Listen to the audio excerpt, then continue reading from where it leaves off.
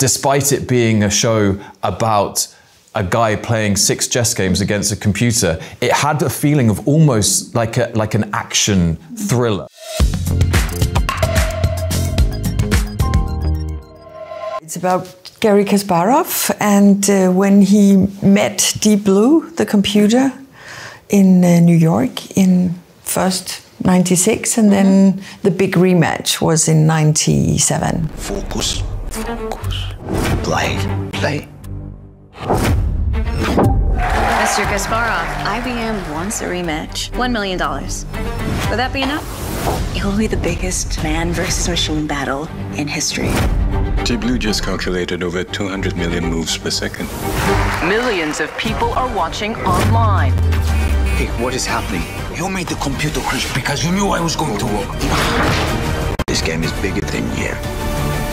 For me personally, it was the story of humanity versus, I guess, the incubus of machine.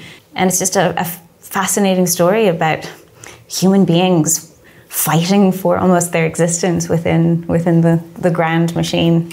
I think it was interesting because when it first got sent to me, you know, really it's a story about 6 games of chess. It doesn't necessarily seem like something that's going to be very dynamic or interesting. The way Jan and Andre, the writers, wrote it, you really felt the energy of the pace and the story and how fast it moved forwards and how big the world was around it on the page. So despite it being a show about a guy playing 6 chess games against a computer, it had a feeling of almost like an action thriller. So I play a character called Paul Nelson, who is based on several different people who were working for the IBM team at the time. Essentially what Paul's job was to do was to teach the computer how to play chess. He is the only person in, I think, the last 15 or 20 years to have ever drawn a match with Kasparov. So he was the obvious choice for IBM to bring in to teach the computer now how to beat Kasparov. I play Garry's mother, Clara Kasparov. She traveled with him. She was his agent from he was very little. It was obvious that he had a huge talent.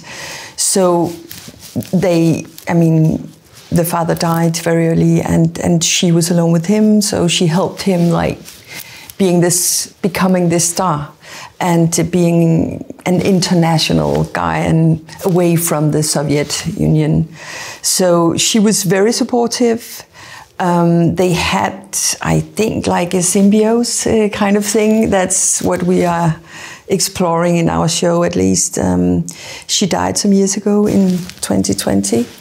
But I mean, they lived, not that they lived together, but she always traveled with him, even though she was not his agent. I play Helen Brock. Helen is the only character in Rematch that's not sort of loosely and or inspired by a real person. And she's sort of the amalgamation of the entity that is IBM.